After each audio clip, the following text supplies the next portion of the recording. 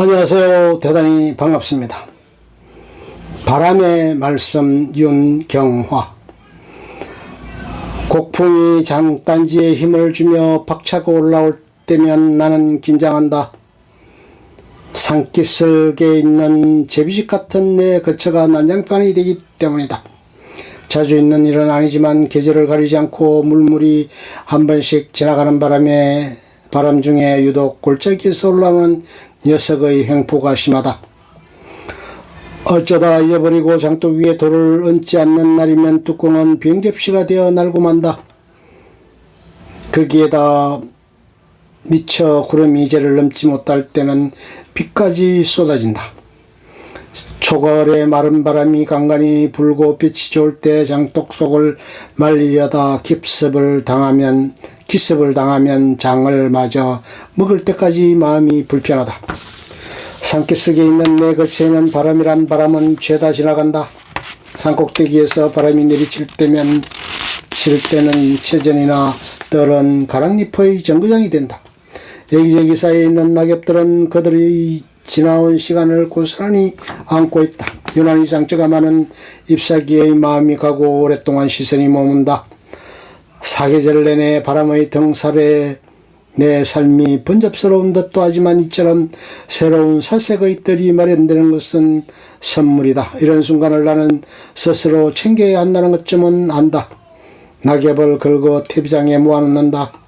이 일은 꽤 의미 있는 일인 듯 싶다.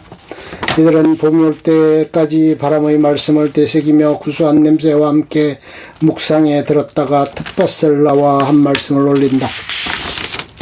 상추와 알가리, 배추, 열무로 우리의 밥상에 올라앉아 법문을 하듯이 내가 한 입 베어문 상추쌈이 집 뒤에 있는 문복산의 한쪽 기퉁이여라고. 문복산의 한쪽 기퉁이가 무엇인가? 우주의 한 조각이 아닌가? 이는 삶의 경수로 마음에 눈이 뜨면 어느 곳에도 세상의 이치가 담겨 있다는 말씀이다. 살 위의 갈피에 포개진 바람이 전하는 말씀이 얼마나 많았을까? 책상에 늙어버린 읽지 못한 고전을 뽑아든 듯 늦은 깨달음에 안타까움이 인다. 부드러운 살들 바람이 풀어주지 않음에 싱그러웠던 마음을 밤송이처럼 안고 살아온 시간들이 부끄럽다. 남편의 조기 퇴직 이후 가족이 걸어온 길은 세상에 존재하는 모든 바람이 지나가는 외길이었다. 오직 한결만 하는 대장장이의 망치처럼 쉴 새 없이 바람은 우리를 두들기며 지나갔다. 골바람이나 산바람이 휘몰아칠 때는 풀처럼 머리를 깊게 꺾었다가 다시 일어났다. 상처가 나면 쓰다듬고 움켜쥔 채 남편과 나는 소비자의 입장만 훈련이 되었던 사람이라 장사를 한다는 것은 여간 어려운 일이 아니었다. 상황에 따라 순한 바람도 감당하기 버거운 광풍이 될 때도 있었다. 손님은 매우 까다로운 철학서와 같았다.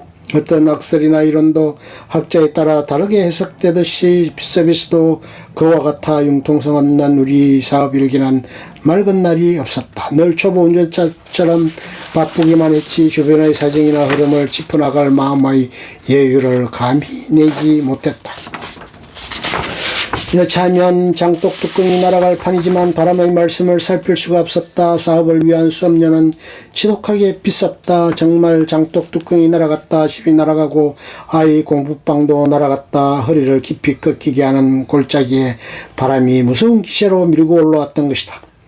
산바람도 쓰레기만 잔뜩 남기고 지나갔다. 날뛰던 바람이 조용해졌다. 거친 바람이 지나간 뒤에 고요함 속에 텅 비어있었고 속은 텅 비어있었고 그곳엔 세상의 실핏줄이 드러나 있었다. 그 빛깔은 맑고 연한 녹색이었다. 싱그러운 생명력을 담은 바람의 말씀이었다. 우연히 시장의 거리에서 만난 검소하고 편해 보이는 젊은 사람이 나에게 바람의 말씀처럼 다가왔다. 청년은 우리를 비어있는 뜰에 심을 씨앗을 주었다. 그의 공장에서 만든 제품을 외상으로 주었다. 천천히 정성스럽게 돌보기 시작했다. 아주 오랜만에 일에 몰두할 수 있었다. 많은 사람을 만나고 그들로부터 나에게 없는 것을 얻었다. 스스로 낮아지니 바람이 두고 간 교훈이 눈에 들어온 것이다. 평범한 일상 속에서 우리가 구하는 것이 살고 있다는 것도 알았다. 가냘픈 개양귀비 꽃이 돌풍에 대문물 주고 시방이 빵빵하도록 씨앗을 키우는 것도 보였다. 상실의 고통 속에서 수만 송이의 꽃을 피울 수 있는 힘이 나온다는 것도 알았다. 일상 속에서 나의 힘으로 무엇을 구할 수 있다는 것은 천천히 뿌리를 내리는 일이며 용기가 생기는 일이었다. 영하의 날씨에 속옷이 젖도록 땀을 흘리는 사이 나의 극과 속이 여물어가는 것도 알 수 있었다. 미열과 현기증이 사라졌다. 아이를 위해 빛깔고 온 꽃잎도 주저함없이 내주었다. 강한 부모가 되었다. 바람은 나를 다시 태어나게 했다. 코피가 쏟아지도록 거꾸로 때릴 때도 있었지만 몸과 마음의 구석구석에 그의 움막을 짚고 들락거리며 나를 키우고 단련시켰다. 그동안 나는 바람의 말씀을 조금 알아들을 수 있게 되었다. 매사에 맞설 일이 아니라 흐름에 맡기며 다른 존재와 조화를 이루며 사는 것은 주변의 나를 복되게 하는 일이라는 것을 나는 창가에 앉아 바람의 아랫도리에 서는 근육을 본다. 아직도 그의 위력으로부터 자유롭지 않지만 말씀은 조금 읽을 수 있다. 배수구를 말끔히 비워주고 웃자란 나무가지도 알맞게 채주며 길을 열어준다. 비가 실린 바람이라는 것을 알 수 있기 때문이다. 시답지 않지만 바람의 말씀을 듣고 내가 마련한 비책이다.